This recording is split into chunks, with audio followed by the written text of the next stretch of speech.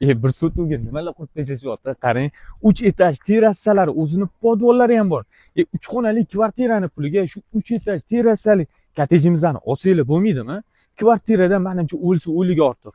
Yetmaganigacha 700 metr yuring, shundoq metro ham joylashgan. Uyimizni mana darvozaxonasida bitta mashina bemalol sig'adi. Bu yoqda kiraverish qismi. Qarang, uyimizni devorlarini 1,5 inchdan qilishyapti ekan. Kirishimiz bilan chap qo'limizda katta oshxonasi va bu tomonimizda birinchi qavat uchun bitta kengina mehmonxonasi joylashgan. Ikkinchi qavatida bo'lsa yana 3 ta yotoqxonasi bo'ladi.